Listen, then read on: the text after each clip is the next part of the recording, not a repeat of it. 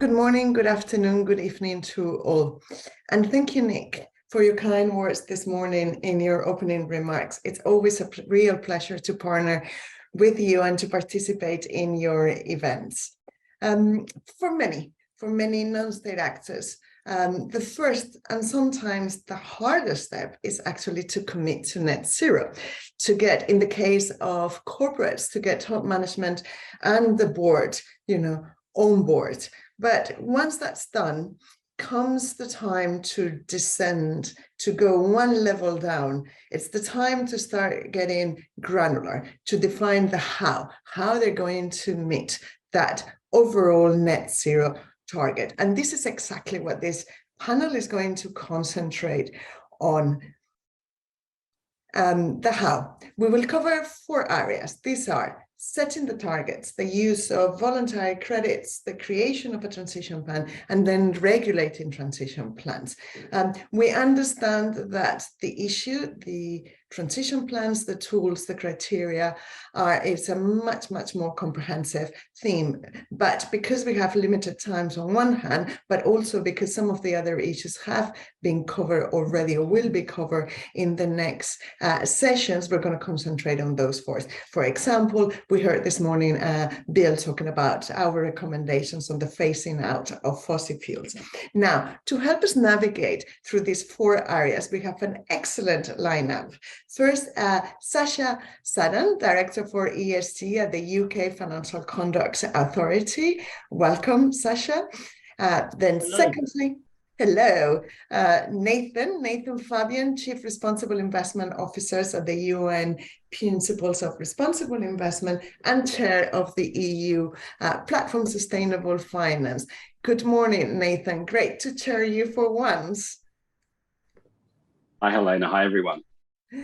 Hello. And then last but not least, Kateřina Bohuslavová, apologies for any mispronunciation, Chief Sustainable Officer and Head of ESG at SES Group. Welcome you all. Now, let's start with this first theme, which is when it comes to, setting the targets. When it comes to setting the targets, our report recommends non-state actors to have short, medium and long-term absolute emission reduction targets, and where appropriate, relative emission reduction targets across their value chain that are consistent with the latest IPCC net zero greenhouse gas emissions model pathways that limit global warming to 1.0 degrees with no or limited overshoot, in lines with what this morning Bill very wonderfully explained. So let's start with you, Nathan. Tell us, what is the importance for investors that the companies they invest in or they plan to invest in set short and medium targets, and that they do so following the recommendations of the UNHLEC, not least of having the first target set for 2025, which I recall to everyone is the year that emissions are meant to peak. And then after that, one first target, then one every 5 years or less. Would that help investors in turn to set their own targets? Hi, Helena. Hi, everyone. And can I say just congratulations on the report. It's the kind of report you would produce if you were serious about our transition. And so congratulations to the panel. And I think we in the community using this report should view it the same way. This is what we should do if we're serious about transition, follow these recommendations. Specifically on the question of investors. So the fundamental issue is that investors have their own targets.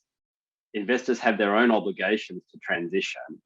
And so they have a demand, a need for data and information. Investors, especially portfolio investors, compare investments on the basis of metrics, on data points.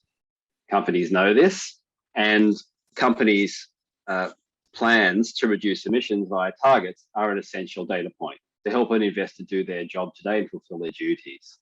And this is because investors need to allocate capital, and they need to engage with companies where they believe there's some transition risk or lag of effort. And investors need to allocate that resource and activity on behalf of their clients today. They need to do it today. This is in addition to the points about this being the critical decade and that emissions reductions in just the next few years, 2025 and 2030, will determine whether 1.5 limited overshoot is still alive or the extent to overshoot that we will have to compensate for later in some way. So there's an urgency issue, but there's a very basic demand issue on the part of investors to fulfill their investment obligations, to meet their targets. They need the data. And so that we need regular targets that are both short-term and updated regularly so that investors can perform their duties to their clients. Thank you, Nathan. We're going to go back to the investors and investors' role in a minute. But first, I would like to bring in Kateřina. Kateřina, one of the recommendations that we make when setting the targets is that the non-state actor includes the entire value chain. And by that, we mean effectively, all scopes, so scope 1, 2, and 3. That doesn't mean that and we had a lot of discussions, believe me, that the UNH-LEC was not aware of the difficulties of calculating scope 3, particularly for certain sectors in certain circumstances. But our bet was one on best efforts and transparency, saying include the 3 scopes. If you're having difficulties, calculating scope 3 and 4 certain areas or certain parts of your value chain, be transparent about it. Be also transparent about, which methodology are you using? Are you estimating, and if so, what that methodology is? Could you tell us what is, from the point of view of a corporate, what's your experience, and thoughts on both issues, the inclusion of the entire value chain and in particular, calculating scope 3 emissions? Thank you. Thank you, and it's an honor to be at the panel. Now, CIS Group has more than 200 companies itself. We are one of the largest European utilities, just to give context. And if we look at our scope 3 emissions, estimating them is a massive, massive exercise. It's extremely difficult because just in our supply chain, we have tens of thousands active suppliers. And it's much easier to communicate with larger companies or those that already have regulatory obligations to disclose data because data is more available. But if you have a smaller supplier or a supplier from various parts of the world, then they might not have data available. And I think that we need a systematic approach, especially large companies need systematic approach. And it's important to understand that it's a process. It's not a question whether you don't report or you report 100%, because it's not black and white. What's really important is transparency in this data we've collected, they have been audited and we can trust it. This data has been estimated using this methodology so that they're comparable with other data that used similar methodology. And this is the data that we don't have, but this is a plan how we want to get them, and it will not be tomorrow. It might be in a year from now, but we are on a path to get there. And of course, we start with what's material, and then we go down the tiers. So systematic approach is super important. Disclosure about your methodology is very important. And then if we compare the data with other companies, it's a must to have comparable data. Because if we give data to investors and to the finance sectors, they need to be comparable and reliable. Thank you, Kateřina. I think that we agree at the very least that A is complicated, but B, that doesn't mean that you don't have to be fully transparent about it. And it is a good sign because at the very least, it's sending a huge message on where the efforts need to be put in terms of improving the calculation and the transparency of scope 3 emissions. Now, the importance of setting short-term targets, lies in the science. We heard it this morning. Bill made a really good case of how important that is to achieve climate stability, to avoid overshooting, and meeting our 2030 targets. But there are other reasons why we think, setting up short-term targets are really important, not least because, companies need to, from day one, companies, but also cities and regions, to include their targets when they make the investment decisions in their business strategies, not least to avoid locking emissions. But it's also really important to get the board and top management on board, right? And to have them, to think, that they need to deliver also in the short term. Kateřina, what is your view on that? When we talk about climate governance, what are we really talking about? And which should be the elements that need to be included? That's an excellent point, and I absolutely agree that this is crucial. And I have great experience at ČEZ because I feel that the governance of ESG issues at ČEZ is well set up. We do have midterm, long-term targets, but we don't see into the future. So monitoring our progress on a yearly basis and making top management accountable through KPIs is super important for us. Our entire board has yearly KPIs. They are linked to ESG. They're linked to emission reductions. And they are both specific to each board's area of expertise and general, so that we are flexible. We also have targets that, in the area of ESG, it's a rapidly evolving field. So we cannot set now targets for next year and have them fixed. So the way we deal with this, that there is a sort of a vague target that says that all the measures have been taken during that year that we could have taken. And basically how we deal with that and how we implement it is that the board, they're part of strategic steering committee. And when they approve initiative, that initiative immediately becomes KPI no matter when in the year it was approved. And then it trickles down the company. So, but for boards to be able to do that, we also need them to understand the issues. And that is why our entire board has mandatory education in ESG area, and they follow courses. So you have informed board that understands the issue. And then when my department, which is directly responsible to CEO, and it's a strategic department that actually uses data analysis and science-based, data-based, evidence-based approach to these issues. So for us, it's not in the marketing department, it's really there because it's strategic. When we come and say, this needs to be done, this target needs to be set, strategic approves it, and we go, and then we report it. And we report it to the supervisory board, we report it to the public, and we report it to other stakeholders.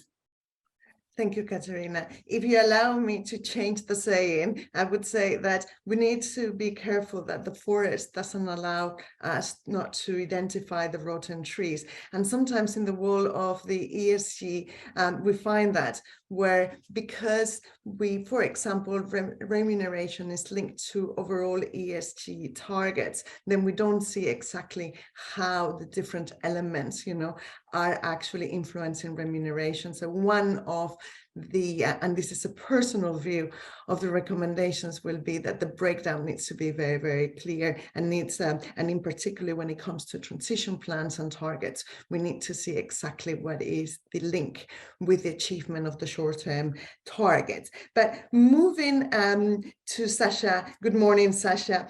Another key message of the report when it comes to transition plans, it's the importance of absolute emissions. We've seen with many actors that their targets are based on relative emissions, and relatively reduction emissions might be useful, but the focus needs to be on absolute. We don't want a situation where the relatively, the intensities are reducing, but the absolutes, continue to increase. What are your views? And do you think that at some point regulators actually should make it very clear and should make it mandatory to have short, medium, and long-term absolute emission reduction targets?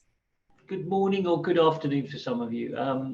So first of all, I've been for over 20 years an asset owner and asset manager, and only a regulator for just over a year. So that my thinking is exactly that, and that's why I came into this business, to do that, to help the UK and only globally.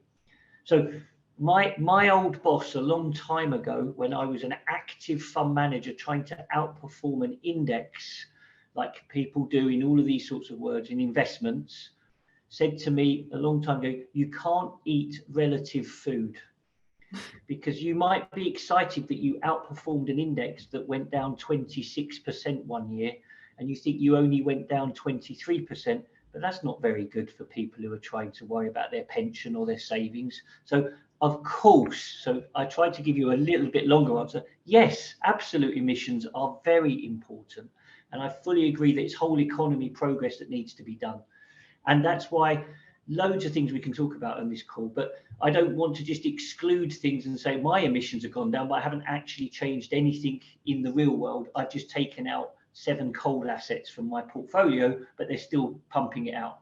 So relative is great in one way and everything else, but it has to be absolute. So let's start. Secondly, as the securities regulator, what's important is we give the information, the comparability, and the sort of clarity to make sure that people can make that decision, not the regulator. We can't regulate all of the companies, and nor should we. But we do want to put like the playing field in and the ground rules for the referee. So we're working very hard, as you know, with ISSB and everything else to get some standards. We're going to talk about our own transition plans, which is so linked to the high-level expert group later.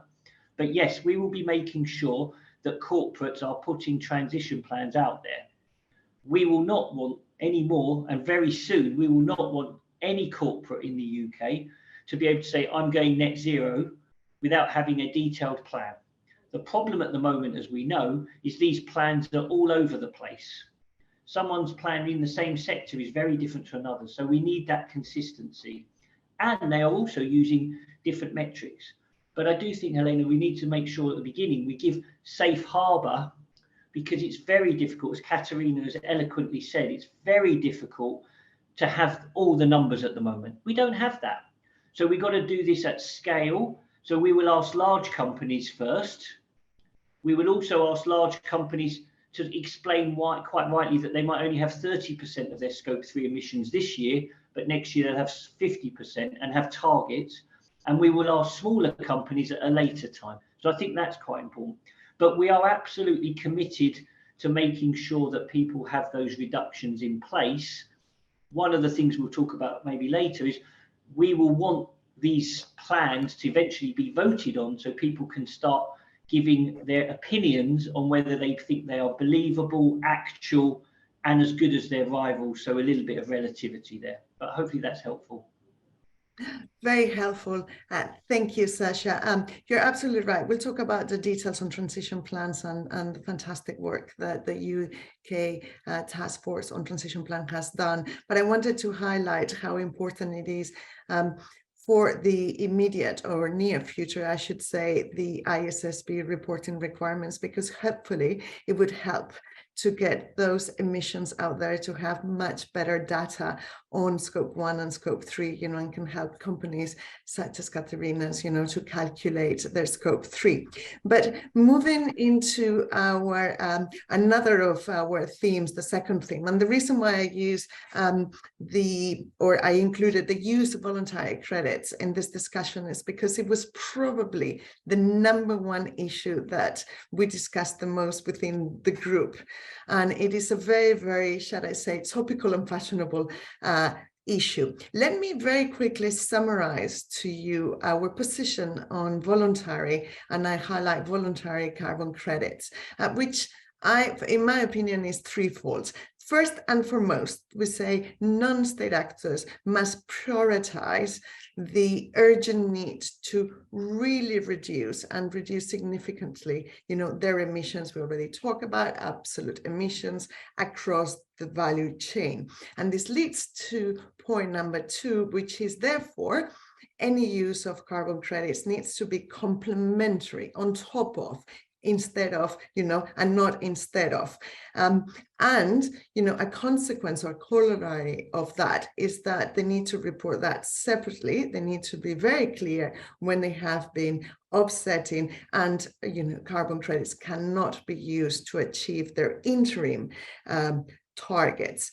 And yet, what we also recognize is the importance that voluntary carbon credits can have, you know, in the overall reduction of emissions, and particularly in certain parts of the world, you know, providing much needed also finance. And therefore, that's why we also encourage non-state actors to use them, but to use them to compensate the unabated, the rest of the unabated, you know, emissions, to, I already said it, to disclose it separately. This is particularly true for the hard to abate sectors, for those residual and inevitable emissions.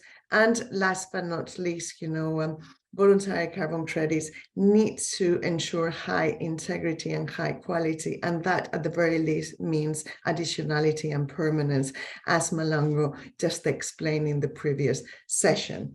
With that, let me turn to you, Nathan, because the net zero asset owners alliance position is very, very similar. I should say almost the same, right? It's supportive carbon offset, but as complementary, yeah? And they make it very, very clear that asset owners should not use carbon credits to meet their carbonization targets at portfolio level, and therefore they should report their offsets separately. Would you agree? And may I say, should asset managers also follow the same rule? Thank you. Thanks, Helena. Yeah, your opening comment is, I think, clear on the rationale, and it's just worth thinking about why you have that position. And that is simply because the maths doesn't work to offset our way out of the problem. So there's no point pretending that we can just buy offsets and that addresses the problem. That is not really good use of capital. And so we need to be realistic. The second thing is, I think the original idea on net zero was that offsets were really seen as being for residual emissions.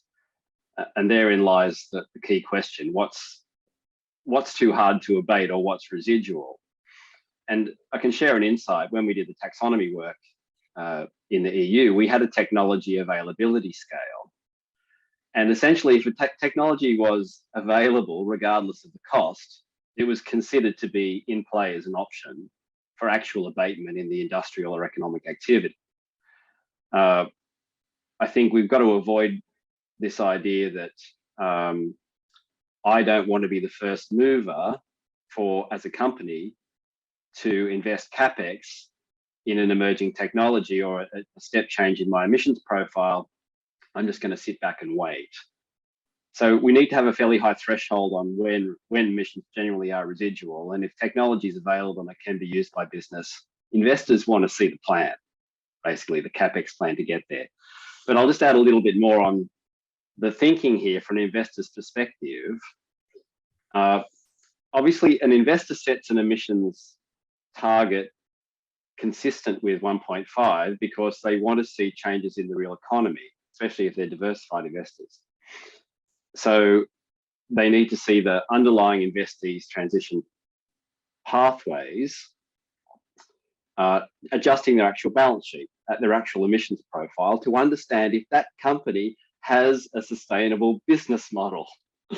Because simply offsetting in the short term, when offsets are cheap and available and of questionable environmental integrity, does nothing to ensure the investor about the future business model of the company they're invested in. And so it's more fundamental changes in the actual economic activities and emissions profiles of the business that investors want to see. So the Net Zero Asset Owner Alliance has basically said, don't offset at the portfolio level. It's near to meaningless for an investor target. And similarly for the companies they invest in, if the companies are just simply using offsets to avoid restructuring their balance sheet and their exposures, it's also having a very marginal impact on that company's competitiveness and the future earnings potential of that company. And this is ultimately what investors are interested in. So we really just have to see offsets as being about residual emissions. There will be some parts of the economy for which the technology simply is not available. We've got to, I think, as I said, reduce our willingness to just say it's too hard because of cost issues. Bring the plan to the market. Tell the market what your plan is, what your targets are, what the costs are. And I hope we're going to talk about CapEx at some point, because this is really where the rubber hits the road. Hope that's helpful. Yes, very helpful, Nathan. You know that if I'm in a panel, we're going to have to talk about CapEx, right? But I think you brought a very important point, which is, and there's been so many discussions, what should be the price of carbon, how high it should be in order to incentivize either the investment or the use of certain technologies, that incentive, And we've seen that the price has been, is pretty high in Europe, but it's not the case in voluntary carbon markets out there. And this brings me to the next question that is for you, Sacha. How do you see the role, how do you see the role of voluntary carbon offsets and voluntary markets? And do you think they should be regulated at some point? And if so, what should be regulated? I'm sure you've seen IOSCO recommendations. IOSCO actually recommends, some level of regulation. Do you agree with them? Tell us what you think about voluntary carbon markets, Sacha. Well, first of all, this is a really important part. And I know that sometimes that gets a good argument going, because people say, oh, you can't use offsets. And I know we've had this discussion, and Nathan's used it a bit on residual. But look, we haven't got time. We haven't got time to wait for perfect scenarios before we say that offsets aren't part of the solution. So absolutely, for the short to medium term, some kind of carbon credits are going to be an important element of this. So I think that's really important in the real world. Of course, we do not want any company to be just saying, I've got a net zero plan, I'll just go and buy a few forests, and I'm exaggerating the point, obviously. But doing some of that in the short term on top of other things, including the absolute emissions reduction, is a very good short part of the plan.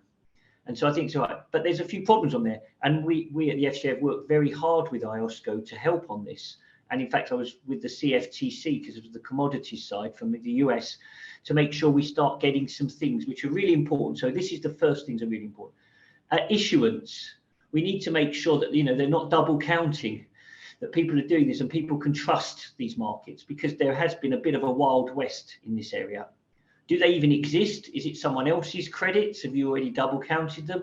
Really big issues. And so we need to get some integrity in there. 2, can we trade them at some point? Would it be quite useful? Would it be helpful?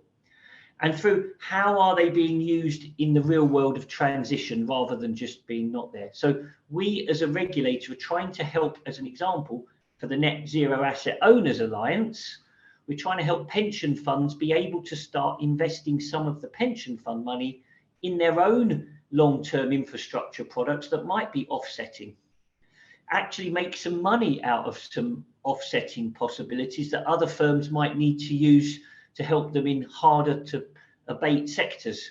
So why not actually help this as a positive for pension funds, rather than just saying we're going to go net zero and force asset managers to do stuff. So that's something that's called the long-term asset fund, where you can own up to 10% of a portfolio in assets that don't have to be priced daily, long-term. And why not? Because these pension funds have 25-year time horizon. So why shouldn't they be thinking about this and being involved? But we need that integrity in there. And secondly, so we do want to have, at some point, have a stamp of approval of what a good carbon credit will look like.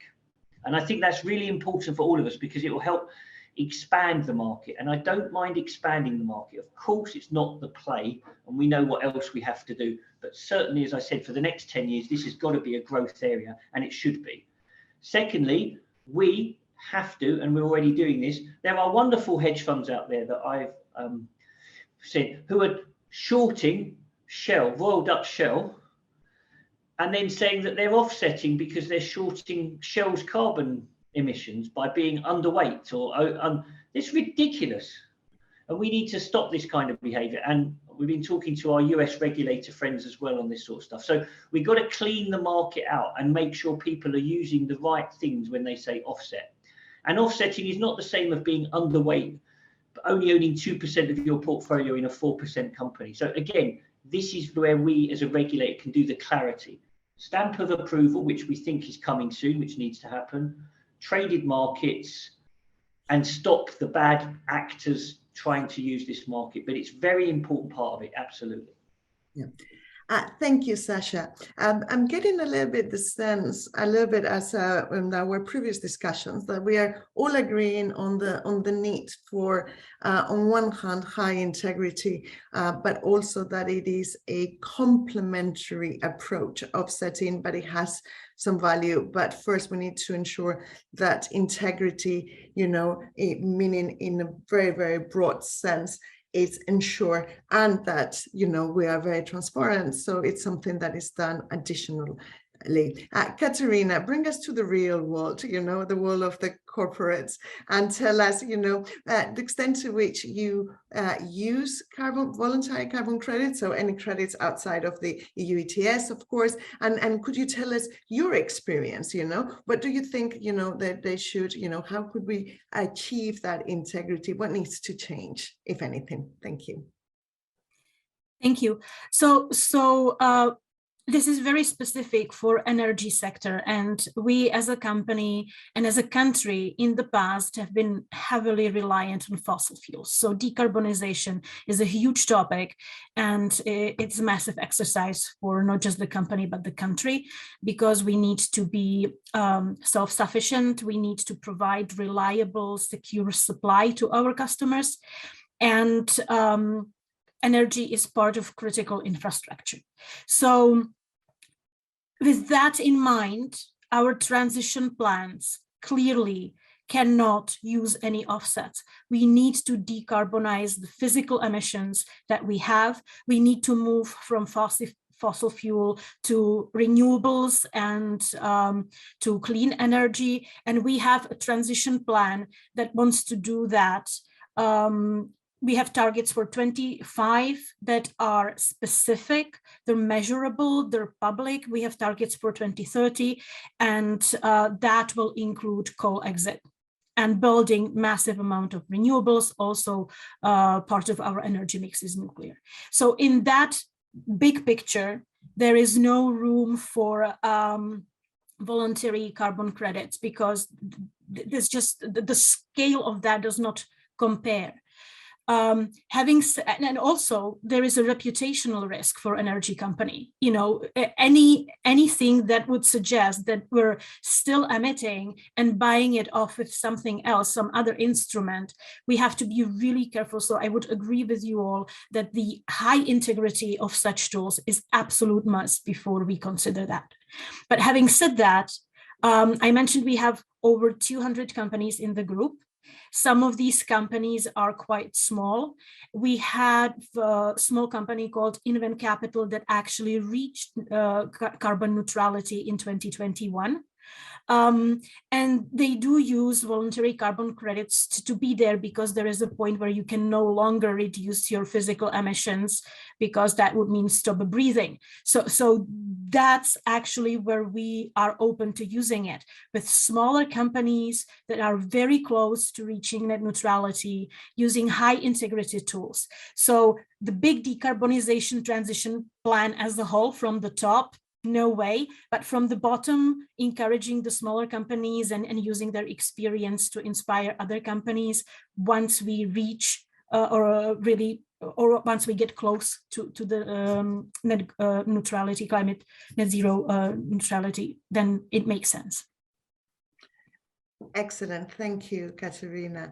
Thank you for bringing us, in this panel back to the reality of the real economy. I want to move, conscious about time, to our third topic, which is the creation of a transition plan. Kateřina, you start mentioning to us or explaining what your transition plan actually contains. I want to remind you our high-level recommendation on transition plans, which is that non-state actors must publicly disclose comprehensive and actionable net zero transition plan, which indicates all the actions that will be undertaken to meet all the targets.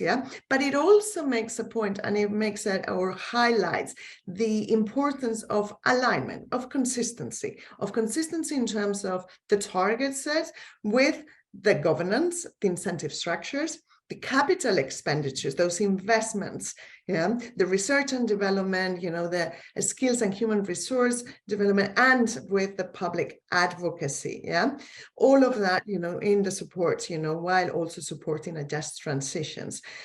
We also recommend that transition plans are updated every 5 years, and the progress should be reported annually, and then should be verified by a third party. But we're going to leave verification to a side, because there is a specific session afterwards talking about accountability and verification. Kateřina, continuing on your transition plan, I don't know if you want to add any other elements of your transition plans, but I particularly would like you to comment or tell us to what extent the recommendations of the UNHLEC, resonate to you. How do you think they can enhance your plans, and what are the challenges that you think, if you think there are challenges to implement, one or more of the recommendations that we make, particularly around alignment and consistency? Thank you. Yes. So I already mentioned that my department uses data and reports directly to CEO to report on progress. And we've done massive steps forward in past 2 years, improving our public disclosure. So our transition plan, it's called Vision 2030, Clean Energy of Tomorrow.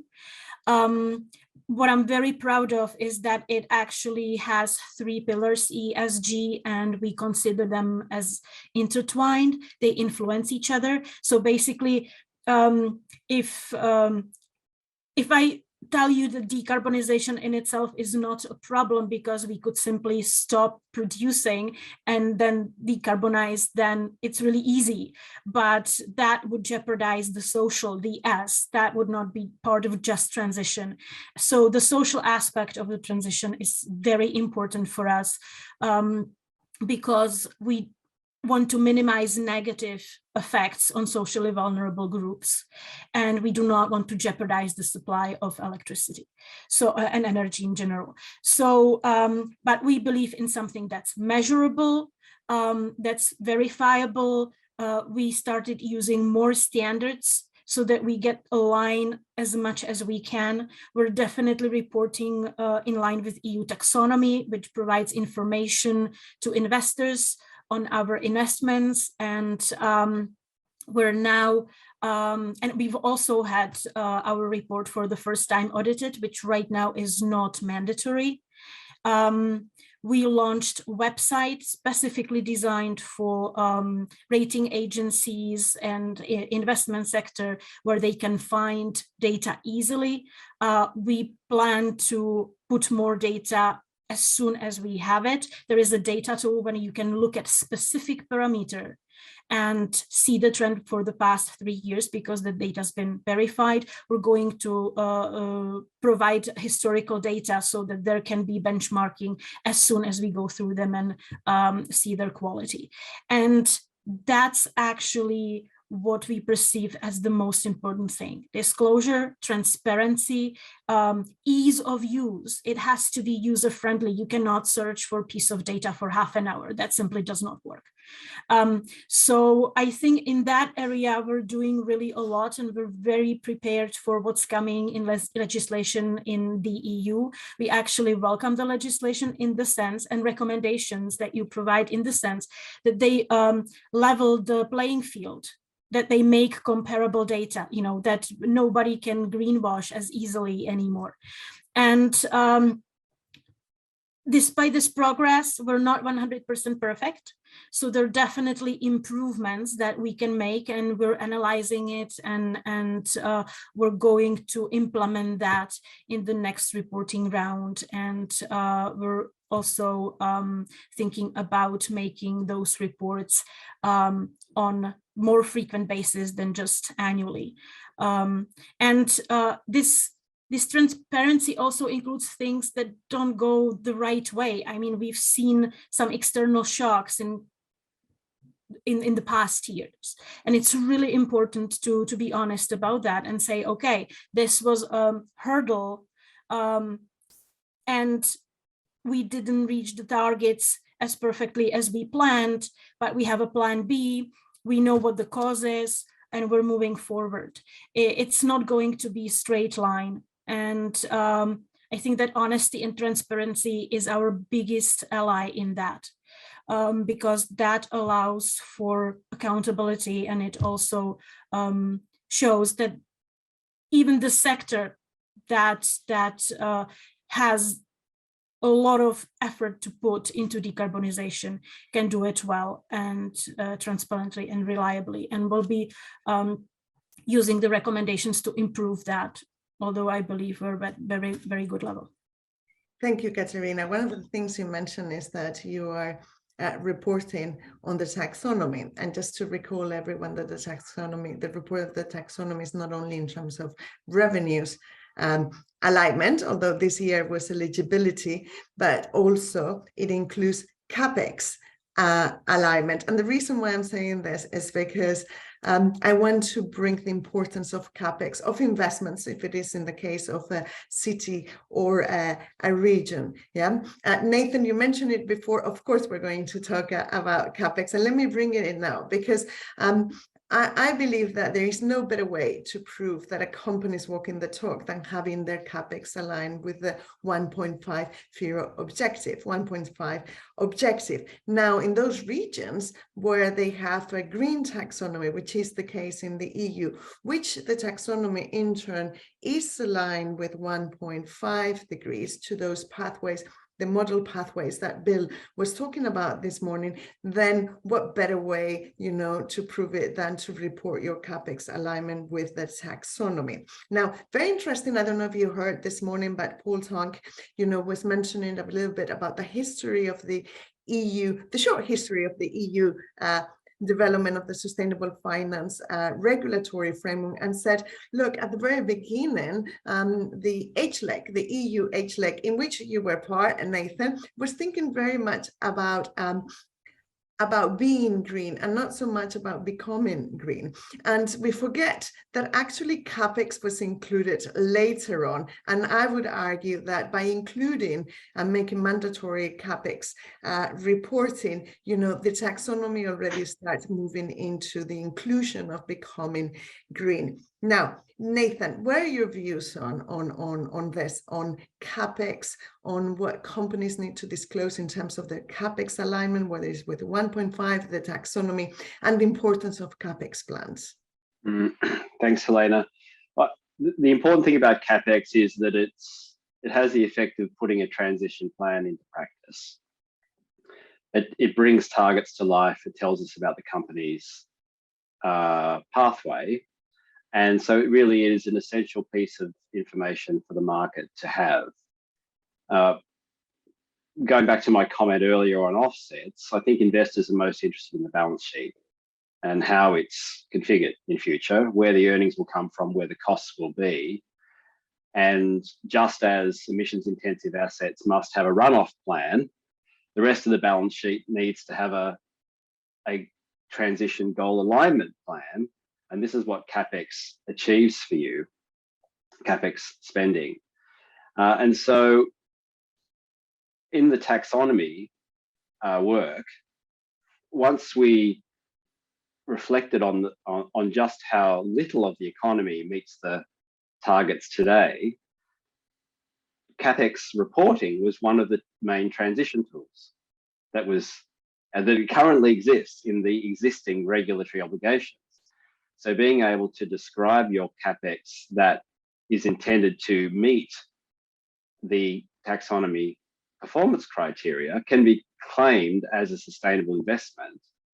And that's entirely appropriate because we know that the transition matters. Well, the whole objective is to reorient the capital and the economic activities of the economy.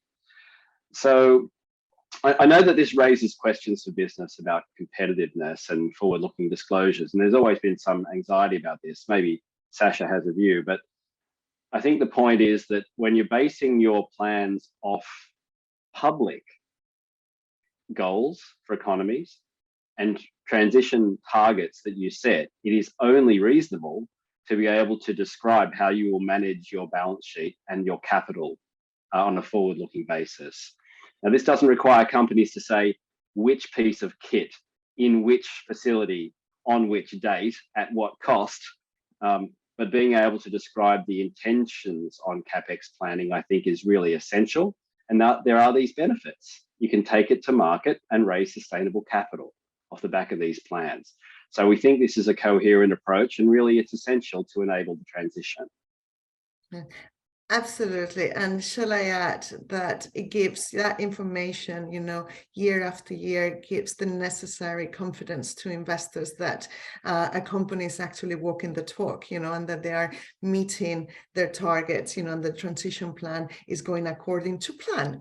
I'm conscious about time, but so I'm going to go straight to you, Sacha, because we don't want to finish this roundtable without talking about the fantastic work that the UK Transition Plans Task Force has done, and your latest report that you also launched at COP27. So tell us about the report and tell us how that report interacts, or how it links with the UN EFLEC recommendations. And lastly, what do you think, in the future, if you think that in the future, some of the recommendations will actually become law, that will become mandatory requirements? Thank you. Okay, well, most importantly, we've worked really close. So on the steering group, so the very quick version, COP26, we said we didn't say this, but we were fed up with everyone signing things about net zero but not having action plans. So we said, we're going to make a plan. Now there's enough out there, and Kateřina's already doing great work and others are doing that. So on that steering group, Mary Shapiro from GFANCE is on there. We've worked very closely with the high level expert group so that we're using these things. We're not trying to come out with a new plan. A lot of this stuff is common sense as we've agreed on certain things, and CapEx, of course. But CapEx, as we know, is only one part. And some companies, their CapEx is a very small part of their market capitalization and stuff. So it's really important that we think of other things. So international, but real world, practical, how it can be done. And not just for equities, really important. So we're spending a lot of our time trying to get private equity. Remember, the asset owners are the owners of private equity.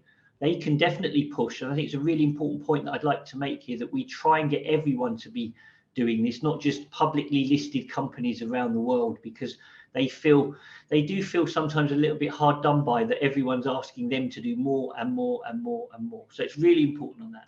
Secondly, it's completely linked. So what we're going to be doing, we've already announced the plan. So there's a plan out there with detailed work behind it. It's using ISSB metrics, so we can have international sustainability metrics. It's got about 17 metrics in there, and I'm sure Kateřina's probably got more, but we want everyone to come out with the same kind of plan, so then we can compare them. And it's not the regulator compare them, the asset owners and the asset managers especially, but other people as well, stakeholders can. And that's already out there. already 20 companies are in a sandbox, safe harbor, safe, because no one's got a perfect plan or got all the perfect numbers. How do you fill in these templates now, these transition templates, and publish them at their annual reports in March, April next year? So this is real work. There are going to be lots of these plans of real big industrial companies publishing their plans. And they're going to tell us which bits don't work, which bits are hard, what ones don't think, so that we get that. But from that onwards, we will start pushing, regulating these plans for all the companies, the largest companies first, back to my scaling and phasing, largest first. If they want to say the word net zero in the UK, they're going to have to do their plan and show it to their investors. We also think that they should put that to a vote every 3 years for their equities, so that people can see whether that is a good plan and they can make the decision on whether it's a good plan or not. And I think that will be the standard that we want to do. But first of all, it's really important that it's ambition, action and accountability. And one of the really important points, and other people have mentioned that just transition, a media company is going to find it so easy compared to Kateřina's company. But that doesn't mean that they haven't got a role to play. What are they doing in their sphere of influence as a media company to help get to 1.5 degrees? And that's a really crucial point, because otherwise all we're doing is asking cement, oil and gas, mining and the usual suspects to do more and more. But there are other parts of the world, and finance especially, who can do an absolute big thing. So as the FCA, we're going to fill in our transition plan, quite rightly, because we should do that. And part of, it's not about our building, which is fantastic. Our sphere of influence is regulation, collaboration and globalization. And so I think it's really important that we do that. But it's out already. Companies are already using it. We're going to get some international companies doing it. And we think this will become, with a pick and mix, the international standard, because we've worked with GFANS, we've worked with you, of how people do it. And it's completely consistent with the areas that you're using. And the more that we get ISSB and we get metrics, we can start comparing this across the planet. And I think that's really, really important. Thank you so much, Sacha. I feel like we could continue talking for hours. And in fact, we haven't even finished all the questions that I had, for you. And we haven't had time to get questions from the audience. By the way, to all the audience, sorry and apologies that we ran out of time, but please do not hesitate to contact Afore, and to get your answers. They will do their best to get the answers to you. Big thank you. Unfortunately, I have to bring this conversation to an end. Huge thank you to the three of you, Kateřina, Sacha, and Nathan, for your insights, incredible, valuable insights.